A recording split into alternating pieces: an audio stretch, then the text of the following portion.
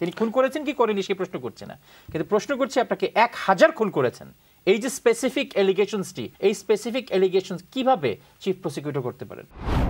একজন defence solicitor যখন যার মক্কেলের ফাঁসিতে এত চমৎকার একটি হাসি দিতে পারেন, এই হাসি কি আসলে ক্রোধের হাসি, সন্তুষ্টির হাসি, নাকি কান্নার হাসি? তাহলে তো পৃথিবীর আসলে ল অ্যান্ড অর্ডার সিচুয়েশন সম্ভব না কন্ট্রোল করা। আপনি সুপারিয়র রেসপন্সিবিলিটি আপনাকে নিতেই হবে। সেনাবাহিনীর প্রধান হলে তাকে নিতে হবে, রাষ্ট্রপ্রধান হলে তাকে নিতে হবে।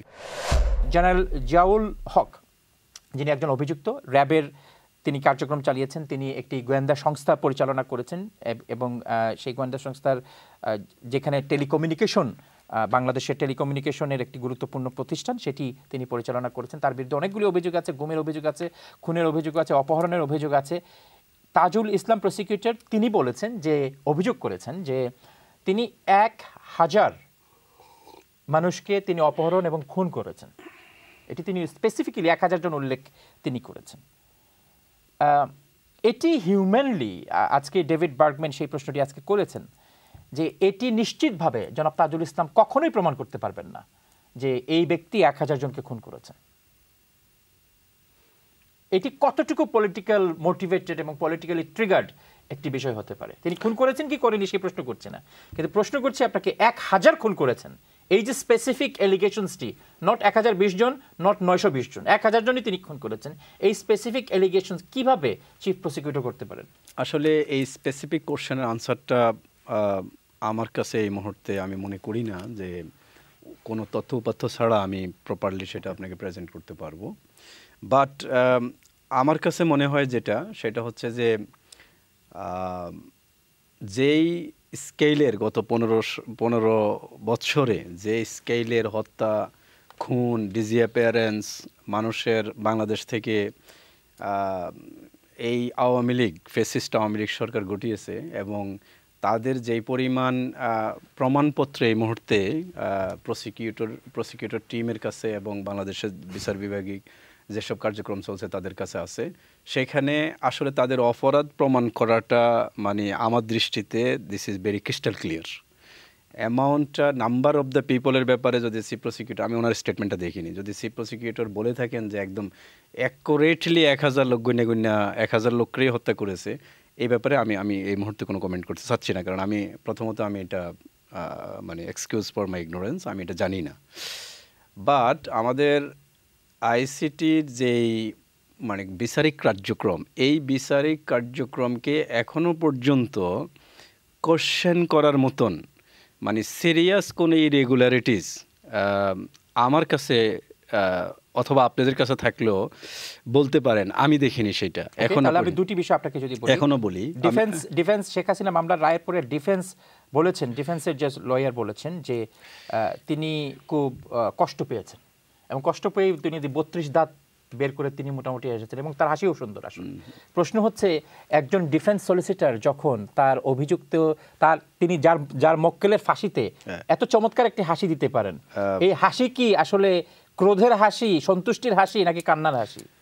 ফারহান ভাই, এখানে প্রথম কথা হচ্ছে আমি নিজেও একজন বাংলাদেশ হাইকোর্টের একজন মেম্বার, আমি অ্যাডভোকেট, আমি 99 থেকে এই হাইকোর্টে প্র্যাকটিস করতাম, তারপরে এদেশে আসছি, বারেট ল করছি। সো এখানে আপনার ডিফেন্স দেওয়ার দায়িত্ব কিন্তু আপনি যদি আপনার বিরুদ্ধে যদি স্বতঃসিদ্ধ সারা ইউনিভার্সাল রুল যেটা, আপনার বিরুদ্ধে যদি কোনো অভিযোগ হয়, সেই অভিযোগকে ডিফেন্স করার দায়িত্ব কিন্তু আপনার। প্রসিকিউটরের কাজ হচ্ছে আপনার অভিযোগটাকে আনা, আপনি যে আসলে এবং এস্টাবলিশ করা, আপনি যে আপনার ডিফেন্স নেবেন। এখানে শেখ হাসিনার পক্ষ থেকে কিন্তু আসলে কোনো আইনজীবী নিয়োগ দেওয়া হয়নি। স্টেট ডিফেন্স তখন দেওয়া হয় যখন আপনি এটা খুব ভালো করে জানার কথা যে যখন আপনি আপনার কোনো ডিফেন্স দিচ্ছেন না, আপনি যদি আপনার কোনো ডিফেন্স না দেন তাহলেই শুধু স্টেটের দায়িত্ব আপনাকে ডিফেন্স দেওয়ার। এখন সেই কাজটা তো সরকারি উকিল হিসেবে যতটুকু ওনার পক্ষে করা, ওনার মোরালস দিয়ে উনি করবেন, কিন্তু কোশ্চেন হচ্ছে ওনার ডিফেন্স করতে গিয়ে এই পর্যন্ত উনি মানে ক্যাটাগরিক্যালি কোনো বাধার সম্মুখীন হয়েছেন কিনা। উনি কিন্তু কোনো বাধার সম্মুখীন হননি। আমাদের প্রফেসর সাহেব যেটা বললেন হাসিনার বিচারের ব্যাপারে, আপনি দেখেন গোটা পৃথিবীতে যতগুলা হিউম্যান রাইটস অর্গানাইজেশন আছে, যতগুলা মানে পর্যবেক্ষক আছে, ইভেন ইউনাইটেড নেশনস থেকে শুরু করে, এই বিচার প্রক্রিয়া ডাইরেক্ট ব্রডকাস্ট করা হয়েছে মানে দিনের পর দিন। আপনি যদি এখানে দেখেন, আমি জাস্ট আপনাকে একটা তথ্য দিই, ছোট্ট একটা তথ্য, বেশি সময় লাগবে না। দেখেন এখানে মানে কত মোর দেন 10,000 পেজেস অফ ডকুমেন্ট এক্সিবিট করা হয়েছে। সেখানে 93টা ডকুমেন্টসকে ম্যাটেরিয়াল ডকুমেন্ট হিসাবে মানে ইনক্লুড করা হয়েছে। 84 উইটনেসকে মানে নেওয়া হয়েছে। উনি যে বলছেন যে আব্দুল মামুন সাহেব is one of the witness. সেখানে ভিকটিম যারা মারা গেছেন তাদের রিলেটিভ, মানে এখানে 84 উইটনেস করেছেন সেখানে। সেই মানে একটা পরিচ্ছন্ন বিচার ব্যবস্থার মধ্য দিয়ে এই হোল ট্রাইব্যুনাল চলা অবস্থা। আপনি যে কথা একটু আগে বললেন যে এর আগে আমরা দেখছি যে সাইদি সাহেবের মামলার সময় মানে উইটনেসকে কিডন্যাপ করা হয়েছে, কিন্তু এইখানে তাদেরকে কিন্তু মানে অ্যাম্পল অপরচুনিটি দেওয়া হয়েছে, একদম পরিচ্ছন্ন। এবং ইভেন আপনি জানেন যে Toby Cadman who is now the adviser to the tribunal, তাকে বাংলাদেশে যাওয়ার পরেও কিন্তু অ্যালাউ করেনি, তাকে ফেরত পাঠানো হয়েছে। তো এই ট্রাইব্যুনাল ইনভাইট করেছেন যে আপনি যদি কোনো বিদেশি মানে লয়ার নিতে চান অথবা বাইরের কোনো, উই আর ওপেন। এত কিছু করার পরেও যদি কেউ তার ডিফেন্স না দেয় এবং সে যদি আপনি সিম্পলি একজন স্টেট ডিফেন্সের উপরে নির্ভর করে, তাহলে আপনি আপনার রাইটকে যদি অ্যাবান্ডন করেন, হু উইল হেল্প ইউ? মানে আপনাকে তো আসলে আপনি আমার পর্যালোচনাটা হচ্ছে এখানে এরকম যে শেখ হাসিনার অপরাধটা এবং আওয়ামী লীগের অপরাধটা বাংলাদেশে এতটাই ওভারহেলমিং যে এটাকে ডিনাই করার কোনো আসলে ইম্পসিবল। আপনি যেটা বললেন যে হিউম্যানলি পসিবল কিনা, এই অপরাধগুলা, এই হত্যাকাণ্ডগুলা, এই বিচারিক প্রক্রিয়াটাকে মানে ডিনাই করাটা ইট ইজ হিউম্যানলি ইম্পসিবল।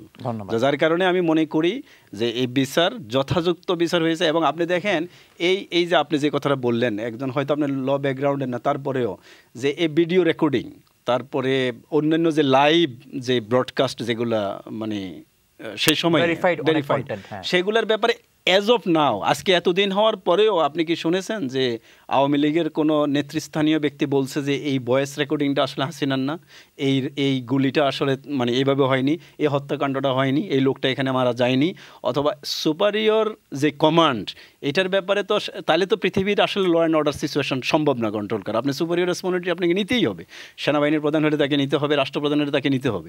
এখানে কি কখনো একজন আওয়ামী লীগের ন্যূনতম সমর্থকও কিন্তু কখনোই বলতেছে না যে এই ভয়েসটা শেখ হাসিনার ভয়েস না? তাহলে আপনাকে এখানে ফরেন্সিক ইনভেস্টিগেশন করেই কিন্তু এগুলো জমা দেওয়া হয়েছে। সেখানে আপনি যদি বলেন যে আমি এই ফরেন্সিকটা মানি না অথবা এটা আমার ভয়েস না, আপনার দায়িত্ব হচ্ছে আপনি তার অপোজিশনে, আপনার ডিফেন্সে আপনি আপনার ডকুমেন্টারি প্রুফ জমা দিবেন। ওনারা এখানে কেউই নিজেরা মানে উপস্থিত হয়নি এবং শেখ হাসিনার পক্ষে কোনো ডিফেন্স দেয়নি, কোনো ডকুমেন্ট দেয়নি। আপনি ডালাওভাবে বলে যাচ্ছেন যে এই ত্রুটি আছে, এই ত্রুটি আছে, এই ত্রুটি আছে। তো ত্রুটি থাকলে সেই ত্রুটি তো আপনি কোর্টে তুলে ধরবেন। আপনার কেস প্রমাণ করার দায়িত্ব তো আমি নিব না, আপনার কেস প্রমাণ করার দায়িত্ব তো কোনো প্রফেসর সাহেব নেবেন না, আপনার কেস প্রমাণ করার দায়িত্ব তো বাইরের কোনো কেস নেবেন। আপনি আপনার কেসকে প্রমাণ করবেন যে আমার বিরুদ্ধে যে অভিযোগ আনা হয়েছে সেই অভিযোগটা আমি অস্বীকার করি। ইভেন দো আপনি যদি এই কনক্লুশনে আসেন যে শেখ হাসিনার পক্ষে সেখানে ডিফেন্স দেওয়া মানে রিস্কি ছিল, তার পক্ষে আসা সম্ভব না, উনি কিন্তু মানে অ্যাবসেন্সেও কিন্তু ডিফেন্স দিতে পারেন, কিন্তু সেই ডিফেন্সের কোনো সুযোগ ওনারা নেননি, কারণ ওনারা জানেন যে স্কেলের হত্যাকাণ্ড তারা ঘটিয়েছেন। অবভিয়াসলি পৃথিবীর তাজুল ইসলাম সাহেব বলছিলেন যে সারা পৃথিবীর যে কোনো কোর্টে জাজমেন্টের রায় এটাই হতো এখানে। আপনি যদি মনে করেন যে ইউকেতে বা অন্য কোনো জায়গায় সেখানে ক্যাপিটাল পানিশমেন্ট নাই, সর্বোচ্চ শাস্তি হতো, বাংলাদেশে ক্যাপিটাল পানিশমেন্ট আছে, সেজন্যই সর্বোচ্চ শাস্তি হয়েছে। এটা কোনো ম্যালিশাস এবং কোনো রকম বিচারিক প্রক্রিয়ায় ত্রুটি বিচ্ছুতি আছে বলে যদি এখনো কেউ মনে করে, আমি মনে করি যে উনি সত্যের বিপক্ষে দাঁড়াচ্ছেন।